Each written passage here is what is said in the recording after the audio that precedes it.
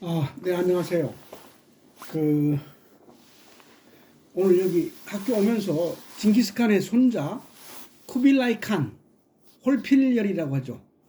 쿠빌라이 칸에 대해서 한번 이야기해 보려고 합니다. 징기스칸은 완전히 무력으로 세상을 정복을 했다면 그 손자인 이 쿠빌라이는 완전히 어떻게 생각하면 물론 무력으로 했지만 굉장히 그 문화적인 사람이었어요. 아시다시피 그 마르코 폴로가 동방견문록에서 이제 칭송하는 그 이른바 신화적으로 서양에 등장하는 그 쿠블라 칸이 바로 이 사람이 온나라 세조죠. 그래서 영국의 그 코울리지라고 있어요. 코울리지 시인인데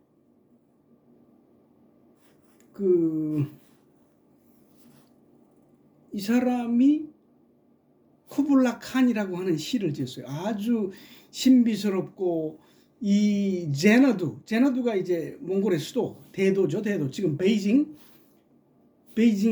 그 제너두의 엄청난 궁전에서 아주 신비스럽게 사는 군주, 이게 뭐 서양에서 동양에 대한 신비스러움을 불러일으키게 만든, 물론 장본인이 마르코 폴로인데 한참 뒤에 18세기죠 아마 이 사람이 그 누구랑 동시대냐면 코울리지가 그 유명한 시인이 있잖아요. 갑자기 생각이 안 나네. 안드레 워즈워드, 그렇죠? 워즈워드랑 같은 동시대 사람인데 영국에 이 쿠블라 칸이라고 지어가지고 제너두에는 쿠블라 칸이 사는데 하면서 아주 뭐 엄청나게 신비스럽게 호화스럽게 사는 그런 황제로 묘사를 했어요. 이게 얼마나 이제 그 동시대인 그 마르코 폴로가 물론 이제 굉장히 허풍을 떨어서 책 팔아먹기 위해서 이제 허풍을 떨었기 때문에 뭐 아주 신비스럽게 이야기를 했지만 그 내용이 쭉 전해지다가 18세기까지 가서 그 코울리지가 그런 시를 썼고 또 20세기에 와서 호주, 오스트레일리아의 유명한 그 올리비아 뉴튼 존, 얼마나 이쁜 가수가 있잖아요. 그 제너두라는 노래를 불렀어요. 제너두. 아주 그러니까 어떤 환상이, 동양에 대한 환상이 지금까지 남아 있는 거죠. 제가 이런 이야기를 하는 것은 지금 중국의 시진핑이 정말 아주 형편없는 인간이에요. 푸틴도 그렇고 다 지금 트럼프도 그렇고 김정은까지 다 그런데 중국의 역대 황제들을 쭉 보면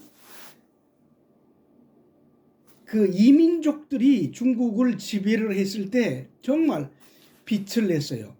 중국의 최초 우리가 차이나라는 말이 진나라에서 나왔는데 진시황이라는 사람이 엄청난 정복군주였죠.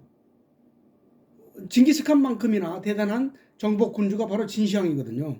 근데 진시황도 저쪽에 지금 아시다시피 스촨 파촉 지방에 살아서 어떻게 생각하면 그쪽에 그 견융족 서쪽에 있는 오랑캐를 융이라고 그랬는데 그쪽 오랑캐 피가 많이 흐른 거예요. 한족이라고 볼 수가 없어요. 진시황은 그쪽에 피가 많이 흐르거든요. 아무튼 진시황에 대한 그 탄생 비화가 많이 있잖아요. 그러니까 아무튼 뭐 정확하게 한족의 자손이라고 볼 수가 없는데 그 진시황부터 시작해가지고 이제 중국에다가 엄청난 위협을 가했던 위진 남북조가 멸망하고 그때 진나라 이후에 이제 북쪽의 오랑캐들이 엄청나게 내려왔잖아요. 물론 흉노족부터 시작해가지고 그리고 이제 정식적으로 중국에다 나라를 세운 게 거란족의 요나라예요. 거란족의 요나라. 야율아보기 할 때 아보기가 그 발음으로 아버지예요. 우리말로 아버지. 야율아버지라고. 그러니까 우리말이나 그 거란족이나 비슷한 언어로 같은 계통이죠. 그 야유라부기가 세운 거란족이 요 나라고, 또 여진족이 세운 나라가 금나라고, 이제 그 여진족이 나중에 또 이제 최근에 세운 게 그 여진족과 같은 게 바로 만주족이에요. 같은 거예요. 청나라 만주족이란 게 여진족하고 거의 같은 계통이죠. 조금 다른 거 있다면 이제 그 몽골족이 세운 원나라. 제가 지금 그 원나라의 임금 중에서도 이 대단한 문무를 겸비한 군주. 저는 지금 그걸 말하려고 하는 거예요. 문무를 겸비한 군주가 누구냐? 바로 이 쿠빌라이다 말이죠. 공자도 문질빈빈 연호군자라고 했어요. 정말 대단한 말이에요. 그 문과 질, 바탕이 이제 똑같이 잘 밸런스를 맞아야 된다고 그랬어요. 문무겸비라고도 할 수 있는데, 이제 공자는 무라는 말 대신에 문질빈빈이란 말을 썼어요. 지금 대통령감도 사실은 지금 우리나라 대통령들은 군인 아니었으면 누구였어요? 법조인이잖아요. 로여, 그렇죠? 그 검사 아니면 변호사, 판사, 그렇죠? 노무현부터 시작해가지고 다 그렇게 됐잖아요. 그러니까 문질빈빈, 그럴 만한 지도자로 생각하면은 사실은 노무현 같은 사람이 없는데, 물론 이제 그 쥐새끼 같은 이명박한테 그 탄압을 당해가지고 결국은 목숨을 끊었지만, 이 우리나라로 하면 노무현 같은 사람이죠. 어떻게 생각하면. 그러니까 노무현은 세력이 없어가지고 제대로 된 정책을 펴지 못했어요. 참 안타까운 일이지만, 만약 지금 그 민주당의 지지를 받아가지고 노무현이 있었다면 우리나라 천지개벽했을 거예요. 그렇죠? 천지개벽했습니다. 지금 뭐 이재명이는 온갖 꼼수를 부려가지고 전혀 할 수도 있는데 지금 하지 못하고 있잖아요. 자, 제가 이야기하고 싶은 것은 문무를 겸비한 군주, 중국에서 문무를 겸비한 군주가 여러 명 있었는데, 그래도 이 원나라의 쿠빌라이 칸처럼 전 세계적으로 이름을 펼친 사람이 드물어요. 진시황도 있고 뭐 많이 있잖아요. 많이 있는데 뭐 당태종의 이세민도 있고 많이 있죠. 명나라에 뭐 영락제니 많이 있는데, 또 그리고 청나라에 가서 뭐 걸륭제라든가 많이 있죠. 명나라 때도 뭐 서양의 선교사들이 와가지고 천주시리를 쓴 마테올리치 같은 사람들이 중국의 명나라의 황제들을 많이 소개하고 그랬죠. 영락제라든가 그런 사람들. 이 쿠빌라이 칸이 대단했던 것은 그 중국의 남송을 이제 북송은 이미 망했으니까 남송을 멸망시켰죠. 그리고 우리 고려의 충렬왕한테 자기 딸을 줘가지고 고려는 멸망시키지 않고 부마국을 만들었어요. 이게 참 대단한 관계였죠. 그래서 지금도 우리나라가 그 몽골족을 그렇게 미워하지 않고, 몽골도 우리나라를 무지개가 떠오르는 나라, 솔롱고스라고 하잖아요. 한국을 솔롱고스라고 그래요. 몽골 사람들은 솔롱고스, 코리아라는 말 대신에. 이제 몽골 우리나라 충렬왕하고 같이 그 부마국을 만든 게 바로 이 쿠빌라이 칸이에요. 뭐 남뿐만 아니고 베트남 북쪽이라든가 버마라든가 타이라든가 그쪽 뭐 다 점령했죠.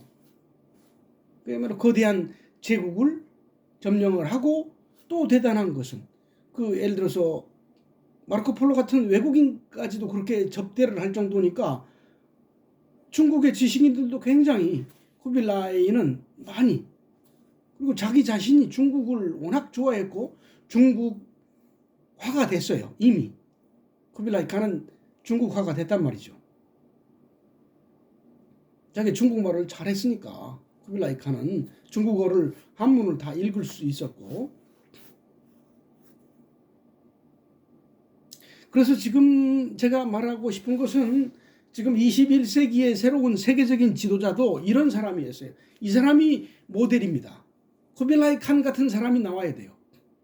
그냥 문약 그냥 단순히 뭐 변호사들처럼 머리만 좋고 막 그 이른바 대가리 굴리는 인간들, 생각만 많은 사람들 말고 그냥 멋지게, 그렇죠? 내가 나간다, 길을 비켜라, 그렇게 과감한 지도력이 있는 사람, 그 이제 무지막지하게 막 밀어붙이는 그런 지도자 말고 젠틀하면서도 아주 강한 사람이죠, 그렇죠? 아니 그 원나라라는 말도 이 쿠빌라이 칸이 어디서 그걸 쓴 줄 아세요? 주역에 나오는 대제 건원이요, 거기 나오잖아요. 대제, 아 크도다, 하늘의 큼이요. 그래서 건원, 하늘의 클 대자 건원이거든요. 이 클 대자가 몽골 말로는 칸이에요.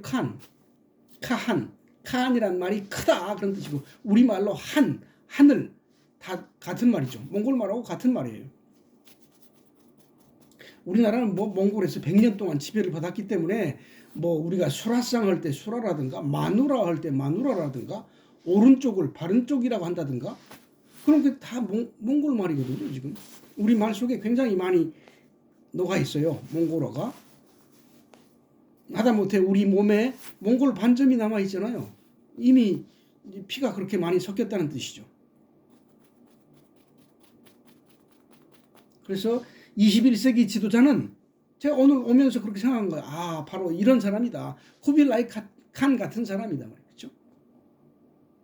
쿠빌라이 칸 같은 사람이 21세기 지도자가 돼야 된다 말이에요. 물론 생각이 다를 수도 있겠죠. 근데 오늘은 제가 이런 말을 하기 위해서, 또 기록으로 남기기 위해서 몇 마디 했습니다. 감사합니다.